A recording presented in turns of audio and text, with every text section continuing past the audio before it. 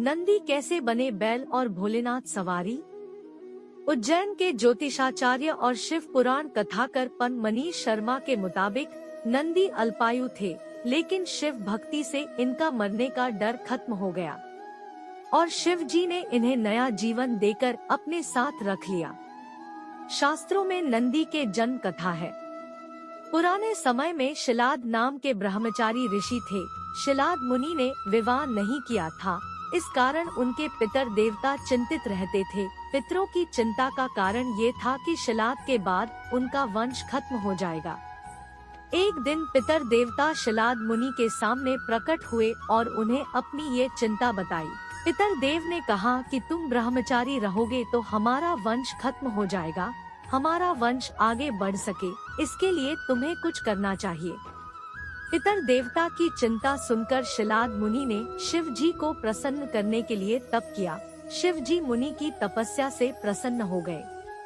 शिलाद मुनि के सामने शिव जी प्रकट हुए। शिव जी शिलाद मुनि से वरदान मांगने के लिए कहा। शिव जी से शिलाद मुनि ने वरदान में एक पुत्र मांगा। शिव जी ने शिलाद मुनि की इच्छा पूरी होने का वर दे दिया और अंतर ध्यान हो गए। कुछ समय बाद एक दिन शिलाद मुनि खेत में हल चला रहे थे। उस समय उन्हें खेत में से एक छोटा बच्चा मिला। शिलाद मुनि ने उस बच्चे को अपना पुत्र मान लिया और उसका नाम रखा नंदी। शिलाद मुनि नंदी का पालन करने लगे। शिलाद मुनि ने नंदी को सभी वेदों का ज्ञान दिया। एक दिन शिलाद मुनि के आश्रम में कुछ अन्य संत महात्मा आए। संतों ने शिलाद मुनि को तो लंबी उम्र और सुखी जीवन का आशीर्वाद दिया, लेकिन नंदी को कोई आशीर्वाद नहीं दिया। इस बारे में शिलाद मुनि ने संतों से बात की तो संतों ने बताया कि नंदी की उम्र ज्यादा नहीं है, ये अल्पायु है। संतों की बात सुनकर शिलाद मुनि दुखी रहने लगे। जब नंदी ने पिता को दुखी देखा तो उन्होंने इस दुख की वजह से पूछी। शिलाद मुनि ने नंदी को संतों की बात बता दी। जब नंदी को मालूम हुआ कि वह अल्पायु है तो उन्होंने अपने पिता से कहा कि आप चिंता न करें, संतों की भविष्यवाणी सच नहीं होगी।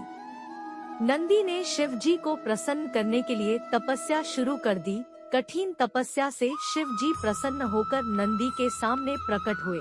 शिव जी नंदी से कहा कि तुम मेरे ही अंश हो, इसलिए तुम्हें मृत्यु से डरने की जरूरत नहीं है। शिव जी ने नंदी से वर मांगने के लिए कहा तो नंदी ने कहा कि आप मुझे अपनी सेवा में रख लीजिए। नंदी ने उनसे हमेशा के लिए उनका सानिध्य मांग लिया। नंदी की इस बात को सुनकर शिवजी ने उन्हें गले लगाया और नंदी को नया जीवन देने के लिए बैल का चेहरा दिया, अपना वाहन बनाकर सदा के लिए अपने पास रख लिया। भगवान शिव ने दक्ष प्रजापति को बकरे का सिर एवं गणेश जी को हाथी का मुख देकर जीवित किया है। तब से लेकर आज तक जहाँ जहाँ शिवजी मौजूद रहते हैं, वहाँ नंदी की हमेशा उपस्थिति रहते हैं। शिव जी ने नंदी की इच्छा पूरी करने के लिए उन्हें अपना वाहन बना लिया। इसके बाद नंदी शिव के वाहन बने और उनके प्रिय गण भी बन गए। तब से नंदी हर समय शिव जी के साथ ही रहते हैं। इस मान्यता की वजह से शिव जी के हर मंदिर में शिवलिंग के साथ ही नंदी भगवान की प्रतिमा भी जरूर होती है। भगवान अपने भक्तों के लिए क्या नहीं करते, सृष्टि के नियम तक बदल देते हैं और हम भगवान के लिए। इस तरह बैलों का आज भी हिंदू धर्म में सम्मान किया जाता रहा है और भगवान शिव द्वारा मानव जीवन के कल्याण के लिए इस जीव का अस्तित्व इस तरह बचाया गया। बैल भी सहयोगी और भरोसेमंद जानवर है जो लंबे समय तक अपनी ताकत का उपयोग करना जारी रख सकते हैं। बैल वफादार जानवर है जो आसपास ही रहेंगे। बैल भी मेहनती जानवर है जो घोड़ों से भी ज्यादा ताकतवर होते हैं। बैल खेती बाड़ी में किसानों की मदद करता है। बैलगाड़ी गांव और कस्बों में सफर करने में बेहद सहायक है।